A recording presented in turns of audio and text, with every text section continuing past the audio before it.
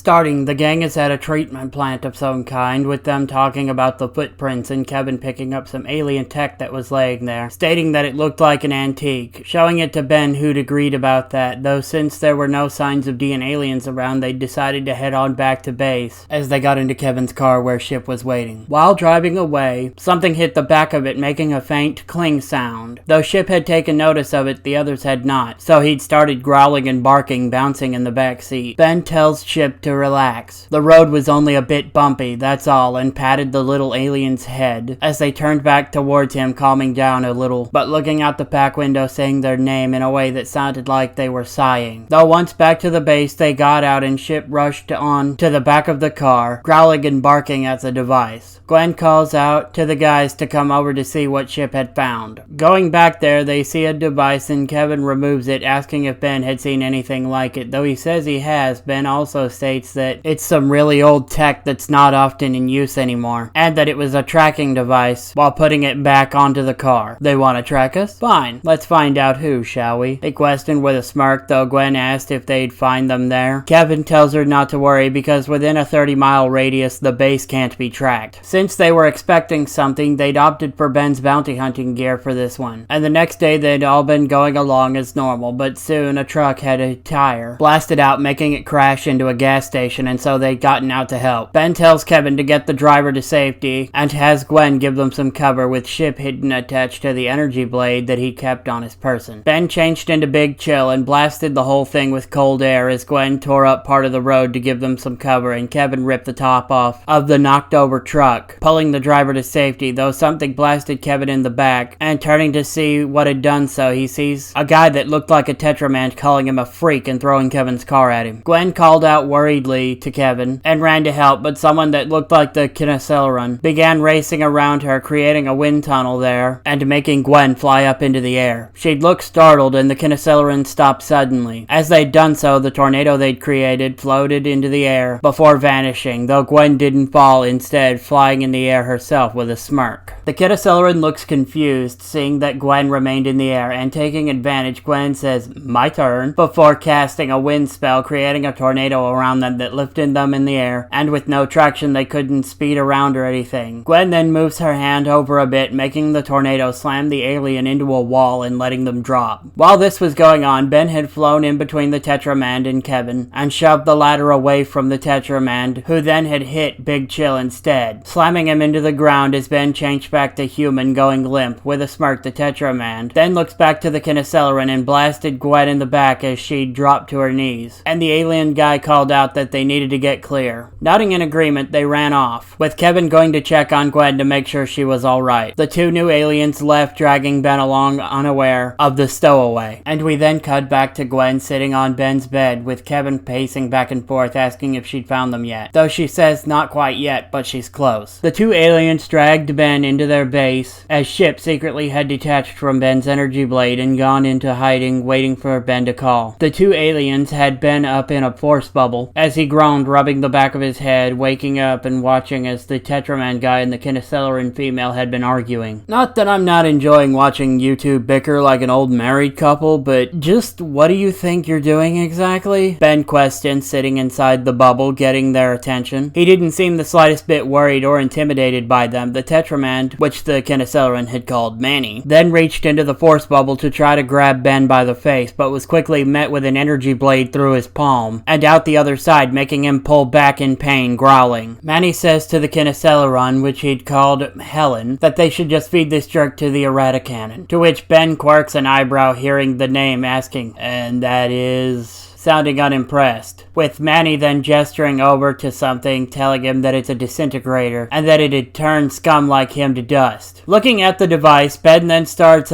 busting out laughing, as if they told him something seriously hilarious. Though they demanded to know what's so funny, and so Ben tells them that that thing is a museum piece, and that it's called a null void projector. Specifically, it looks like it could be a Mark 0.8 off the prototype line, confusing them even more so, as Ben called them a couple couple of idiots. Manny takes exception to this and began to fire at the energy bubble containing Ben, though he just stands there unimpressed and then smirks when his guns ran out of charge. Manny and Helen began to argue again, with Manny calling Ben an alien, to which Ben says, technically a bunch of different aliens, though my grandma is an Anodite, to which they then look at Ben confused again. Manny shakes his head and picks up a device that someone named Pierce had left behind, and he'd started checking it with Pierce's voice, calling out different names as Ben looked annoyed, asking if they'd been connected to the ALDB, confusing the two, to which Ben puts his face into his hands and then rubs his eyes annoyed. Helen then speaks up, asking Ben what that was, with him explaining that it's the alien lifeform database, asking if they knew anything at all. Manny says if he's so smart, how come he's the one being held there? Ben says, am I? I hadn't noticed.